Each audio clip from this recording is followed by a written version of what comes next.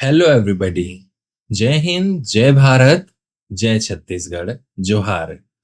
आज इस second video में छत्तीसगढ़ में जो लेक्चरर के लिए रिक्रूटमेंट होने वाला है अक्टूबर नवंबर में, उसके लिए ये सेकंड वीडियो में आपका स्वागत है। इस वीडियो में हम बेसिकली इस बात को एक्सेस करने की कोशिश करेंगे कि आपका प्रेजेंट स्टैंडर्ड या लेवल या कैपेसिटी कितनी है, आपको इंग्लिश प्रेजेंट में लैंग्वेज एंड लिटरेचर के टर्म्स में कितना आता है, पर्टिकुलरली लैंग्वेज के टर्म्स में, और हमें कहाँ तक पहुंचना है। हम प्रीवियस ईयर के क्वेश्चंस के बेसिस पर कुछ बेहतरीन सीख आज गेन करने की कोशिश करेंगे। And till that, if you are new to this channel, do subscribe, like this video, and share with your friends and family, whoever will get benefited from this.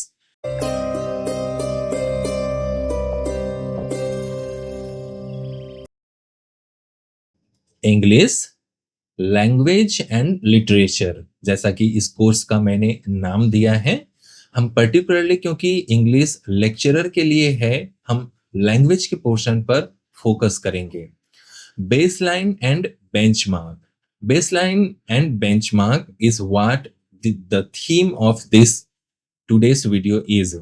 Baseline. So what is the baseline? Baseline is basically the main ground from where all the activities start. Baseline उस जगह को कहते हैं military में या फिर sports में जहां से किसी एक्टिविटी की शुरुआत होती है, from where the actual work begins. तो जैसे कि आपके लिए इस प्रिपरेशन की शुरुआत, एक्टिविटी की शुरुआत एक्चुअली में मेरे साथ इस वीडियो के साथ यहाँ से शुरू हो रहा है। पिछले वीडियो में हमने ओरिएंटेशन में कई सारी चीजों के बारे में बात किया। आज हम उन्हीं चीजों के ऊपर और ज्यादा इलैबोरेटिव वे में समझेंगे, बट फॉर्मली आज से आपका वीडियो स्टार्ट हो जाता है। चलिए सीधा सबसे पहले first thing first, answer the following questions. Choose the most appropriate homonym to fill in the blank in the sentence given below. It was time to hand over dash of power. Reigns, reigns, both A and B are correct, none of the above. आप बहुत ध्यान से एक बार sentence को पूरा पढ़िए, question को पूरा पढ़िए, and then comment your correct answer in the comment box. आप आराम से पढ़िए, फिर आपने क्या आंसर सेलेक्ट किया उसे कमेंट बॉक्स में कमेंट कीजिए। I hope you must have recorded your answer. आपने अपना आंसर रिकॉर्ड कर लिया है। Let us see the solution. So the explanation of the question number 1, the correct answer is B, reins. So in the question you must have seen यहां पर REIGNS and REINS दोनों तरीके के words लिखे हुए हैं, but the correct answer is REINS, reins. Pronunciation दोनों का सेम है। वाई? क्यों बी ही सही आंसर है? It is a standard idiom, reins of power. क्यों? पहला रीजन कि रेन्स ऑफ पावर जो होता है एक खुद में मुहावरा है, इंग्लिश लिटरेचर में अच्छा खासा तरीके से एक्सेप्ट किया गया एक मुहावरा है, इडियम है। A tool used to hold power. और इसका मीनिंग क्या होता है? एक ऐसा टूल या ऐसा औजार जिसके सहारे पावर को पकड़ कर रखा जाता है। जैसे सब्जी भाजी को थैली में रखा जाता है, जैसे कि किसी जॉइंट को नट बोल्ट और स्क्रू से पकड़ कर रखा जाता है, वैसे ही घोड़े के पावर को, उसके डायरेक्शन को एक लगाम के सहारे पकड़ कर रखा जाता है। उस टूल को हम रेन कहते हैं। ये टेक्निकली एक नाउन है। सिमिलरली कॉरिडोर्स ऑफ पावर एक और इडियम है। तो चलिए मैंने आपको दो इडियम यहाँ पर बता दिया। एक तो रेन्स ऑफ पावर, जिसका मतलब होता है a tool used to hold power. जैसे फैमिली में जो ब्रेड अर्नर होते हैं, जो सबसे ज्यादा पैसे कमाते हैं, अक्सर उनके पास फैमिली का पावर का रेन होता है। वैसे ही कॉरिडोर्स ऑफ पावर भी इससे रिलेटेड एक इडियम है। Highest level where decisions are made, तो ब्यूरोक्रेसी का या गवर्नमेंट का वो हेडक्वार्टर्स, वो डायरेक्टरेट्स जहां से सभी तरीके के डिसीजंस लिए जाते हैं, उस जगह को, उस इंफ्रास्ट्रक्चर को कॉरिडोर्स ऑफ पावर कहा जाता है। By the way, comment box में कॉरिडोर्स ऑफ पावर के यूज से एक सही सेंटेंस बनाइए और कमेंट कीजिए। देखिए, आपने मुझे प्रॉमिस किया है कि आप बहुत सही तरीके से सीखेंगे, और मेरी कोशिश है कि ज़्यादा से ज़्यादा ये वीडियो बाई डायरेक्शनल हो सके। इसलिए ज़रूरी है कि आप प्लीज़ कोऑपरेट करें और थोड़ा ही सही प्रोएक्टिवली वर्क करें। जैसे कि अगर आपने कॉरिडोर्स ऑफ पावर के लिए सेंटेंस बनाने की कोशिश किया होगा, तो एक सेंटेंस हो सकता है, the prime minister of India Shri Narendra Modi is visiting many international foreign countries to solidify the corridors of power that is vesting at New Delhi to make the country's decisions more efficiently. ज्यादा लंबा हो गया, थोड़ा simple करते हैं। A common man has no place in the corridors of power.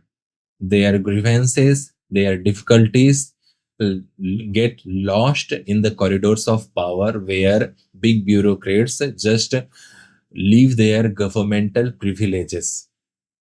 अब इसको आप दो हिस्सों में भी कर सकते हैं कि a common man has no place in the corridors of power, और उसके साथ इसको जोड़कर भी। तो चलिए, why is rinse wrong? तो REIGNS, रिंस, ये जो वर्ड है वो सही क्यों नहीं है डैश ऑफ पावर में फिल होने के लिए? पहला, अगर हम ड्यूरेशन ऑफ पावर की तरह रेंस को यूज करते हैं, रेन को वर्ड को यूज करते हैं, तो एक टाइम पीरियड होता है, जैसे कि अकबर ने 49 ईयर्स रूल किया, या गवर्नमेंट जो होती है एक मिनिस्टर के लिए 5 इयर्स के डिटर्मिनेशन पे होती है डेमोक्रेसी में। रेन अगर हम इसको वर्ब की तरह करें, तो जैसे राजा रूल करता है, द एक्ट ऑफ रूलिंग, इसका फिफ्थ फॉर्म होता है reigns. Related idiom, reign of terror, अगर हम रेन इस स्पेलिंग के साथ वाले वर्ड के लिए एक इडियम यूज करें, तो रेन ऑफ टेरर, जैसे कि फ्रेंच रिवॉल्यूशन के टाइम में हुआ था। मैक्सिमिलियन रॉबेस्पियर नाम का एक कैरेक्टर थे जो फ्रेंच रिवॉल्यूशन के बाद आए। वो सोचते थे कि लोगों की लिबर्टी को करटेल किया जा सकता है कलेक्टिव लिबर्टी के लिए। देश में डिसिप्लिन, सिटीजन्स में ऑर्डर बनाए रखने के लिए पूरी तरीके से लिबर्टी को चेक किया जा सकता है, जिसके कारण उन्होंने कई सारे लोगों को गिलेटिन कर दिया, और इसी रीजन से सोसाइटी में पूरा आतंक छाया हुआ था, दहशत का राज था। तो जैसे हम बॉलीवुड मूवीज में भी देखते हैं, आतंक, so reign of terror is the rule of the fear. But note, there is a mistake in the question, लेकिन क्वेश्चन में एक मिस्टेक है।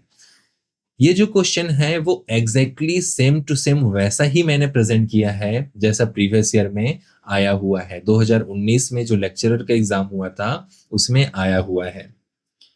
Here I have already underlined the mistake, homonym. The word that has been asked in the question paper is homonym.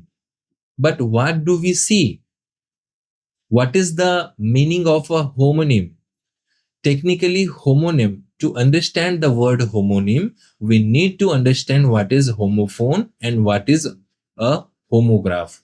So, homophones are the words which sound similar but written different. For an example, homo is same and phone means sound. So, the words which sound similar. For an example, यहां पर जैसा word है REINS, rains, and REIGNS, rains, दोनों को हम पढ़ same रहे हैं, रीड सेम कर रहे हैं, बट राइट डिफरेंट कर रहे हैं। जैसे homograph, those words which are written same but not pronounced same. They are pronounced different. Homo means same, graph means writing. Same same लिखा जाता है बट पढ़ा दूसरा जाता है. जैसे कि lead it is a metal and it is a noun. जैसे कि lead it is a verb and it means an act of giving direction and taking decisions. तो जब एक नेता अब आगे नेतृत्व करता है तो उसे हम लीड करना कहते हैं. लेकिन लेड जो है एक मेटल है. Lead, lead. हम देख रहे हैं कि यहाँ पर स्पेलिंग सेम है बट हम इसको प्रोनाउंस डिफरेंट कर रहे हैं. सो होमोग्राफ्स में क्या होता है कि स्पेलिंग सेम होती है बट उसका प्रोनाउंसिएशन डिफरेंट होता है. कमेंट बॉक्स में एक एक पेयर ऐसे वर्ड्स का कमेंट कीजिए जो होमोफोन्स हो और होमोग्राफ हो. थोड़ा सोचिए, अपने इर्द गिर्द देखिए, आपने कहीं कुछ पढ़ा होगा उसको देखिए बट अपने ब्रेन को एक्सरसाइज करने दीजिए. So technically what is homonyms? Homo means same, nym means meaning and writing both are also same. So same sound, same writing, both are called homonyms. Homonyms मतलब exactly same sound करेगा, same लिखा जाएगा, बस meaning different होगा. For an example, break. एक break होता है तोड़ना when it is a verb, but एक break होता है noun जिसका मतलब होता है इंटरवल, थोड़े टाइम के लिए, अ लिटिल पॉज, थोड़ी देर के लिए रुकना. ऐसे और बहुत सारे वर्ड्स हैं. जैसे कि आजकल आईपीएल चल रहा है तो बैट, एक बैट होता है जो नाउन है. बल्ला एक बैट होता है वो भी नाउन है और जो एक तरीके का नॉक्चुरनल क्रीचर है. याद आया वर्ड नॉक्चुरनल? नहीं तो इसको अपने पर्सनल डिक्शनरी में लिखिए क्योंकि ये बहुत ज्यादा इंपॉर्टेंट वर्ड है और ये आ भी सकता है आपके लेक्चरर के एग्जाम में. नॉक्चुरनल का क्या मतलब होता है आप सर्च कीजिए. नहीं पता चलेगा तो कमेंट कीजिएगा, मैं डेफिनेटली आपको बताऊंगा. तो टेक्निकली डियर फ्रेंड्स, यहां पर आपने देखा कि क्वेश्चन में पूछा गया है होमोनिम, जिसका टेक्निकल मीनिंग होना चाहिए था कि हमें ऐसा कोई एग्जैक्ट वर्ड सेलेक्ट करना था जो लिखा भी सेम जा रहा है, स्पेलिंग भी सेम है और प्रोनाउंसिएशन भी सेम है बट मीनिंग डिफरेंट है. सो टेक्निकली वैसा ऑब्जेक्टिव टाइप क्वेश्चंस में पूछा जाना ऑलमोस्ट इम्पॉसिबल है क्योंकि उसके सिर्फ मीनिंग में ही डिफरेंस होता है. और अगर दोनों सेम सेम दिया होता तभी करेक्ट आंसर सी हो भी पाता. बट जैसा कि हमने कहा कि व्यापम में इंग्लिश में ढेर सारी मिस्टेक्स होते रहते हैं, चाहे सेट का हो, व्यापम का हो, इवन कभी तो पीएससी के भी एग्जाम्स में होता है. इसीलिए जरूरी है कि सही गाइडेंस में आप सही तरीके से प्रिपरेशंस कर सकें. So hope now it is all clear to you. Let us take the next question. Which part of the following sentence has an error? To understand English better, a good dictionary is necessary. Which part of the following sentence has an error? Question को बहुत ध्यान से पढ़िए, आराम से, चाहे तो video को पॉज करके थिंक कीजिए and then choose your option. To understand English better, a good dictionary is necessary. ये पहला पार्ट है, ये दूसरा पार्ट है, ये तीसरा पार्ट है और ये चौथा पार्ट है. I hope you must have registered your answer. आपने कमेंट बॉक्स में अपना आंसर दे दिया है. So this is the solution of question number 2. The correct answer is B, English better. Second हिस्से में, क्वेश्चन के सेकेंड हिस्से में मिस्टेक है. Now see it very minutely. Try interpreting, try understanding what could be the mistake here. ध्यान रखिएगा ना, हम यहाँ पर अभी बेस लाइन को सेलेक्ट कर रहे हैं, बेस लाइन को एनालाइज कर रहे हैं. इसलिए आप कोई गूगल नहीं देखिएगा, कोई इंटरनेट नहीं देखिएगा, कुछ भी कहीं से भी कुछ मत देखिएगा. आपको ईमानदारी से सिर्फ और सिर्फ उतना ही समझना है कि आप खुद कितना कर पा रहे हैं सॉल्यूशन। चलिए, क्यों द करेक्ट सेंटेंस, सही सेंटेंस क्या होना चाहिए था? To understand English better, comma a good dictionary is necessary. Mistake क्या है? कॉमा लगने का। कॉमा क्यों लगना चाहिए? Why a comma?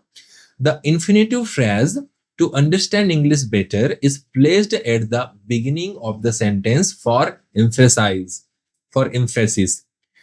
एक इंफिनिटिव फ्रेज है टू अंडरस्टैंड इंग्लिश बेटर जिसे पहले रखा गया है। अगर पहले रखा गया है तो उसके और main clause, main part, sentence के मेन पार्ट के बीच में थोड़ा स्पेस होने के लिए, इंपॉर्टेंस और थोड़ा सा गैप को प्रेजेंट करने के लिए कॉमा होना जरूरी था। So technically, if we would have written it absolutely correct by grammar, then what would be the sentence? अगर सेंटेंस को पूरी तरीके से ग्रामेटिकली करेक्ट लिखा जाता तो होता a good dictionary is necessary to understand English better. ध्यान दीजिए, क्या पढ़ा आपने? A good dictionary is necessary to understand English better. जब आप इसको पढ़ रहे हैं तो कैसा आपको फील हो रहा है? और जब आप पुराने सेंटेंस को पढ़ रहे हैं, पहले सेंटेंस को पढ़ रहे हैं, तो आपको क्या फील हो रहा है? To understand English better a good dictionary is necessary. जब आप फर्स्ट सेंटेंस को पढ़ रहे हैं तो आपको एहसास हो रहा है कि एक छोटा सा रुकावट है, थोड़ा सा बाधा है जिसको ऊपर से जाना है। टू अंडरस्टैंड इंग्लिश बेटर, रुकना पड़ रहा है, थोड़ा सा पॉज लेना पड़ रहा है। A good dictionary is necessary. But जब हम ये सेंटेंस को पढ़ रहे हैं तो ऐसा कोई नहीं है, लग रहा है मानो हाईवे है, नॉन स्टॉप जाना है। A good dictionary is necessary to understand English better. आप कितनों ही फास्ट पढ़िए, to understand English better a good dictionary is necessary. Better के बाद एक डिप आता ही है आपके फ्लो में, बट इसमें ऐसा कुछ नहीं आता। ये जो फीलिंग है ना, इसको ही आपको रियलाइज करना है ताकि आप मैक्सिमम क्वेश्चन सॉल्व करके एक पोस्ट पा सकें। But there is again a twist. ये सेकंड लेवल का ट्विस्ट है इस क्वेश्चन में, एक थर्ड लेवल का ट्विस्ट बाकी है। While the second version is standard, the first is commonly used in spoken and writing English for impact. हालांकि ये ही ग्रामेटिकली एब्सोल्युटली करेक्ट है, बट क्योंकि लिटरेचर की दुनिया में हम हैं, क्योंकि एक लैंग्वेज है, इसे यूज इस तरीके से किया जाता है हमेशा या अधिकांशतः, ताकि थोड़ा सा कॉन्ट्रास्टिंग इफेक्ट आ सके।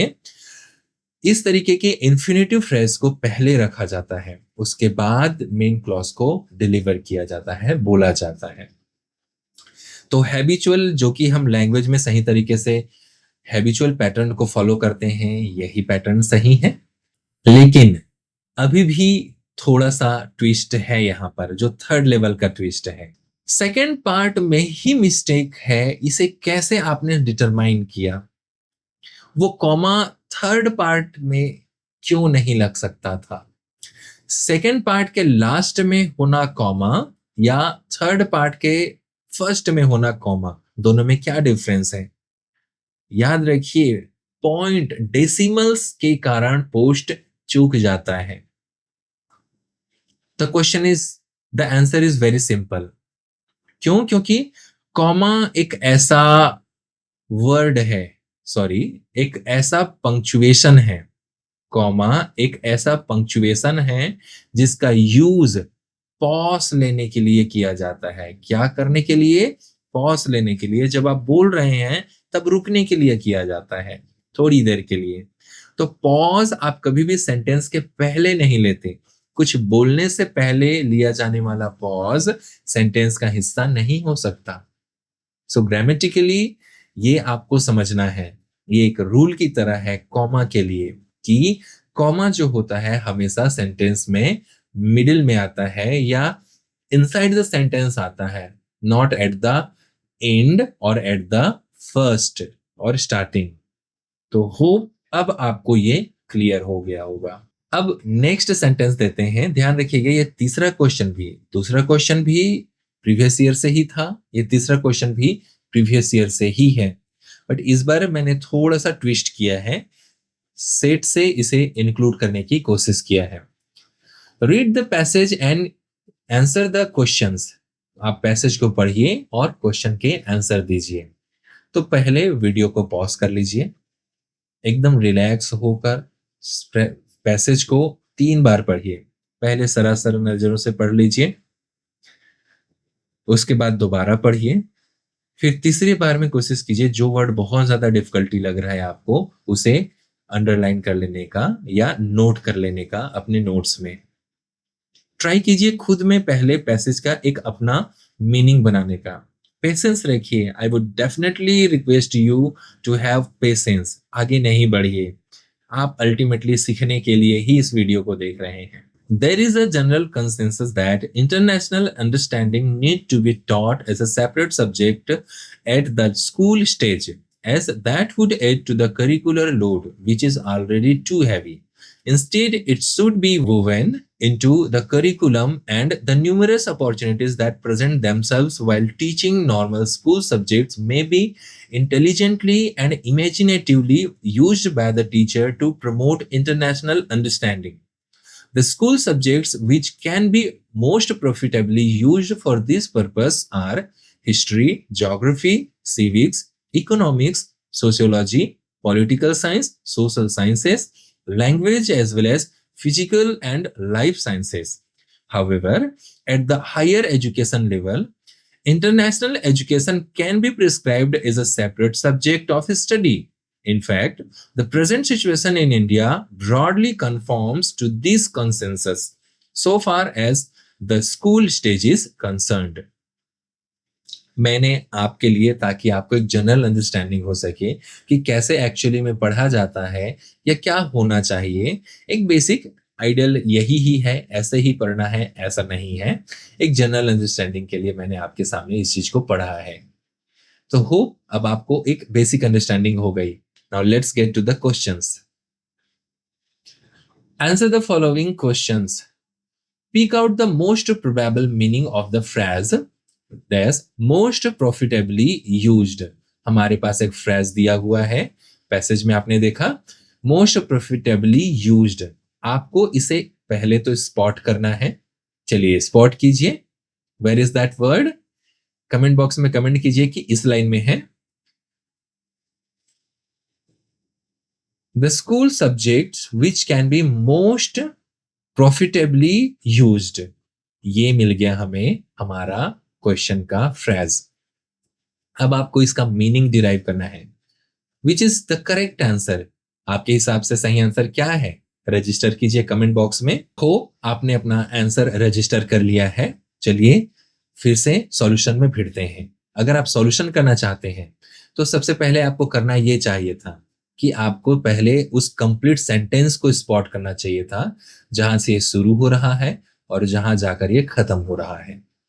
फिर आपको उस फ्रेज के बेसिस पर उस सेंटेंस का मीनिंग निकालना चाहिए था और उसको उस पूरे के पूरे पैसेज के मीनिंग के साथ मैच करके देखना चाहिए था। और सबसे पहला माइंड जो आपके माइंड में आया, पहला आइडिया कि यही इसका मीनिंग होगा, उसे हिट करना चाहिए था, उसे सेलेक्ट करना चाहिए था। So the correct answer is most fruitfully used. जी हाँ, आप देखेंगे कि क्वेश्चन ऐसा पूछा गया है एग्जाम में कि चारों के चारों लगभग सेम लगते हैं। फ्रूटफुली भी लगभग सेम ही है, रिवार्डिंगली भी सेम ही है। इवन कि आप अगर ऑनलाइन भी सर्च करेंगे, गूगल से भी पूछेंगे तो दोनों का लगभग लगभग सिनोनिमस मीनिंग ही बताएगा। वैल्यूएबली भी सेम ही है। मोस्ट कॉमर्शियली हालांकि थोड़ा डिफरेंट है, but still you may gate confused in this three. Then why did I select that most fruitfully is the correct answer? Most fruitfully ही क्यों करेक्ट आंसर है? Reason simple सा passage में included है। आपको passage को सही तरीके से पढ़ना चाहिए था और पढ़ने के बाद आपको ये एहसास होगा कि फ्रूटफुली का मतलब जो प्रॉफिटेबल होने से एग्जैक्टली और डायरेक्टली रिलेटेड है। मतलब आप इंटरनेशनल अंडरस्टैंडिंग के सिलेबस को जो पहले से सब्जेक्ट स्कूल में पढ़ाया जाता है उसमें जोड़ देंगे, तो जोड़ने के काम से आपको सबसे ज़्यादा फल मिलेगा, सबसे ज़्यादा फ़ायदा मिलेगा। ये फ्रूटफुली जो होता है वो यूजुअली जो होता है हैबिट्स में या फिर जनरल टर्म्स के बेनिफिट के लिए यूज़ किया जाता है। बट रिवार्डिंगली जो होता है वो पर्सनल बेनिफिट्स या प्राइजेस के लिए यूज़ किया जाता है। तो इंटरनेशनल अंडरस्टैंडिंग के सिलेबस या कंटेंट को पहले वाले ही सब्जेक्ट में जोड़ना खुद में ऐसा कुछ चीज नहीं है जिसका आप हर साल कोई रिवार्ड दिया जाए, कोई प्राइज मनी दिया जाए। हाँ, लेकिन आप कड़ी मेहनत करेंगे, एक अच्छा पोस्ट पाएंगे, तो एक अच्छा मार्क्स और पोस्ट जो है आपकी कड़ी मेहनत का प्राइज हो जाएगा, रिवार्ड हो जाएगा। सो आपको थोड़ा डिफरेंस समझ में आ रहा होगा। मोस्ट वैल्यूएबली, ऐसा हो भी सकता है कि कोई चीज ज्यादा वैल्यूएबल हो बट फिर भी से वो ज्यादा बेनिफिशियल ना हो, ज्यादा फ्रूटफुल ना हो। ये हो सकता है कि इंटरनेशनल अंडरस्टैंडिंग को अलग से पढ़ाना ज्यादा वैल्यू की चीज होगी। उसी तरीके से हम इंटरनेशनल अंडरस्टैंडिंग के चीजों को ज्यादा वैल्यू दे सकते हैं, लेकिन वो फ्रूटफुली नहीं है। डिफरेंस समझ में आया? कॉमर्शियली तो होगा ही नहीं, क्योंकि पूरे पैसेज में कहीं पे भी इसके इकोनॉमिक बेनिफिट्स के बारे में कहीं नहीं दिया गया है। सो होप आपको ये एक्सप्लेनेशन समझ में आया होगा। आपका क्या ओपिनियन है, या फिर आपको क्या लगता है, क्या मोस्ट रिवार्डिंगली आना चाहिए या वैल्यूएबली आना चाहिए? आप कमेंट बॉक्स में कमेंट कीजिए। ये भी हो सकता है कि बोर्ड ने कोई दूसरे आंसर को सही लिया हो, व्यापम ने किसी दूसरे आंसर को सही लिया हो। अब वहां पर कोई कुछ नहीं कर सकता, क्योंकि बोर्ड किस तरीके से आंसर लेगी इसके बेसिस पर आप अपने प्रिपरेशन को, अपनी स्टडी को नहीं कर सकते ना। जो सही है उसी के ही बेसिस पर आप प्रिपरेशन कर सकते हैं। बट एक लेयर का ट्विस्ट अभी भी इस पैसेज में, इस क्वेश्चन में है। एक डिफिकल्टी अभी भी इसमें है। क्या है वो डिफिकल्टी? आप इस पैसेज को देखिए। इस पैसेज में टेक्निकली एक वर्ड है एज, जिसको मैंने ऑलरेडी अंडरलाइन किया गया है। इस एज के कारण पूरा का पूरा पैसेज में यहां तक का जो मीनिंग है उल्टा हो गया और बड़ा ब्लंडर है। लेकिन फिर से वही, क्योंकि भैया ये भगवान है, हम इसमें कुछ नहीं कर सकते कि क्या आंसर लिया जाएगा, कैसा क्वेश्चन सेट किया जाएगा, ये हमारे कंट्रोल से बाहर है। होना क्या चाहिए था? इस एज की जगह बट होना चाहिए था।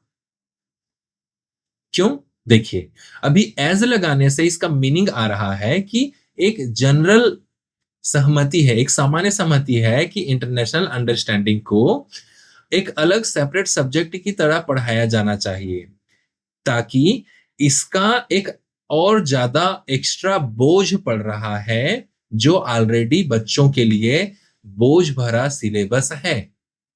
अटपटा लगा एज के नाम से, जैसा कि इसका मीनिंग है एग्जैक्ट।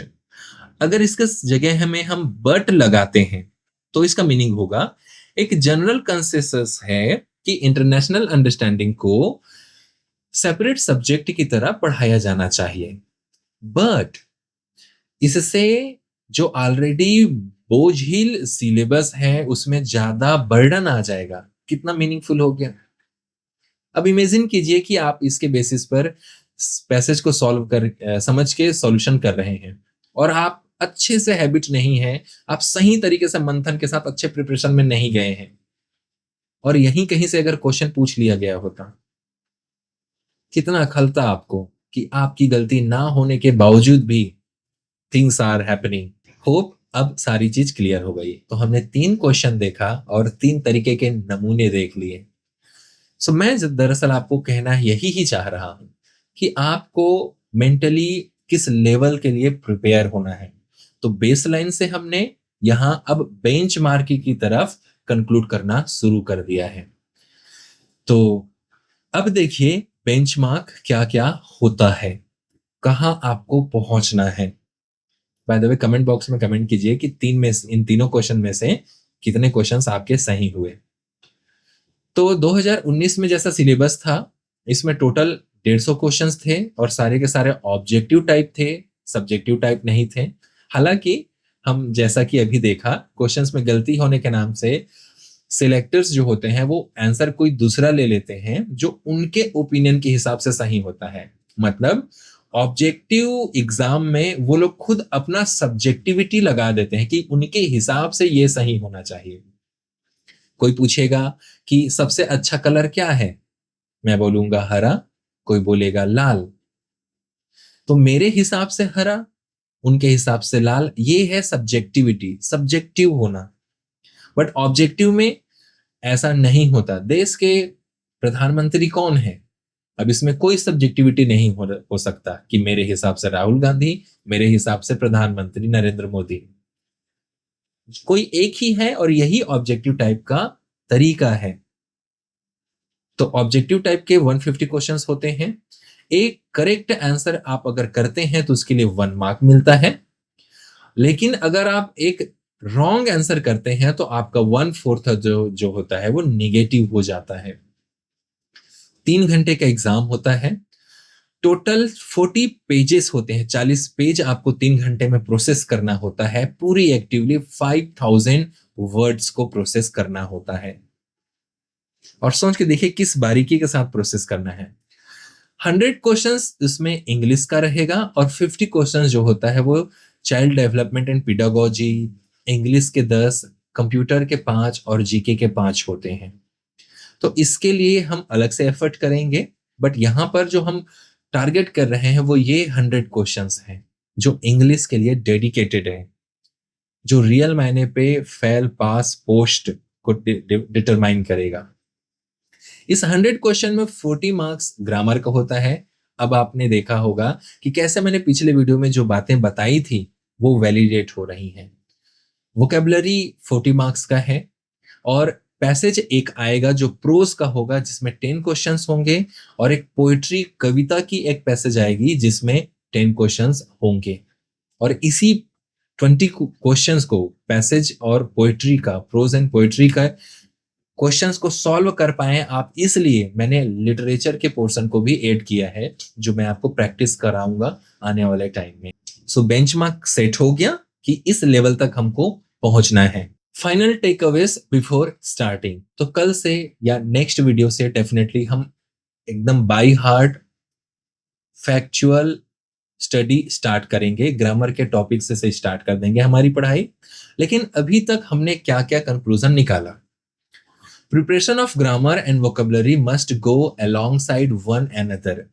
ग्रामर का प्रिपरेशन, वोकेबलरी, वर्ड मीनिंग्स और उसको प्रैक्टिस करने का प्रिपरेशन साथ साथ चलना चाहिए। Please never make this misunderstanding that once you have completed the grammar you will start your vocabulary, or once you have completed your vocabulary you will start your grammar. No, this language does not work like that. You will never get a good hold of this language. You will not get good command over this language in that way. So it's really crucial that you conduct your preparation alongside. इस पूरे videos में मैंने पुराने videos में कई सारे नए words आपको सीखने मिले होगा। कुछ वर्ड्स मैंने बोला, कुछ यहाँ लिखा हुआ है। प्लीज अपनी पर्सनल डिक्शनरी में उन वर्ड्स को लिखिए। एटलीस्ट 5 to 10 वर्ड्स तो जरूर लिखिए। उसको आप प्रोसेस कीजिए, याद रखिए। याद नहीं रख पा रहे हैं तो फिलहाल लिख के रखिए। मैं जब वोकेबलरी की क्लासेस लूंगा तो आपको मैं ट्रिक बताऊंगा उनको कैसे याद रखना है या उसको एक्चुअल में कैसे इंटरप्रेट करना है। How many words did we learn today? Check each slide. हर स्लाइड को चेक कीजिए और कितने वर्ड्स हमने सीखा, आपने कितना सीखा, प्लीज कमेंट कीजिए। एक्टिव रहिए। Write down what you learned, realised from today's class in a few words. अब फ्रेश माइंड से इस वीडियो कंप्लीट होने के बाद, अपना ब्रेक लेने के बाद 2-4 मिनट का, आप हाफ पेज में 5 से 10 लाइंस में आप कोशिश कीजिए कि इस पूरे वीडियो से आपने क्या सोचा, क्या समझा, क्या रियलाइज किया, उसको लिखने का। कहीं से कुछ नहीं देखना है, किसी से कुछ नहीं पूछना है। You just need to write those things. आपको उन चीजों को सिंपली लिख लेना है। जब मैं लाइव क्लासेस लूंगा तो मैं कोशिश करूंगा कि आप उसको दिखा सकें, आप से उससे मैं शेयर कर सकूँ या फिर जैसे भी हो, उसके ऊपर हम बात कर सकें। मैं वीकली लाइव क्लासेस का कोशिश कर रहा हूँ। मैं कमेंट बॉक्स में वीडियोज़ में बता दिया करूँगा कि कब लाइव क्लासेस होने वाली हैं। एक बहुत प्यारा-सा थॉट के साथ मैं इस पूरे वीडियो को कंप्लीट करूँगा। I know what to say, but I don't know how to say. English is more about how to say than what to say. Everyone is required to learn how to say. अधिकांश students या आप भी, जो लोग भी actual में confident command नहीं रखते हैं, उनमें ये डिफिकल्टी होती है कि उनको ये तो पता होता है कि क्या बोलना है, बट स्पोकन में वो कैसे बोलना है वो ही नहीं बोल पाते, वही नहीं कर पाते। उनको लगता है कि पहले सोचो हिंदी में या छत्तीसगढ़ी में, फिर उसको ट्रांसलेट करो, ट्रांसलेट करने के लिए सारे ग्रामर के रूल लगाओ, सारे वर्ड मीनिंग लगाओ, फिर उसको अरेंज करो, फिर पूरा डर निकालो कि गलत ना हो जाए, लोग हँस ना दें, हकला ना जाऊँ, फिर आप बोलें। नहीं, ऐसा सिस्टम वर्क नहीं करता है। आने वाले वीडियोज़ में जब स्पोकन के लिए, वोकैब्युलरी के लिए और ग्रामर के चीज़ों को मैं बताऊँगा, आपको सही तरीका बताऊँगा कि what actually trick is. Till that, this is sufficient. Thank you so much for watching this video. Do subscribe, like this video, and share with your friends and family who could get benefit from this. Have a nice day. Jai Hind, Jai Bharat, Jai Chhattisgarh, Jai Johar.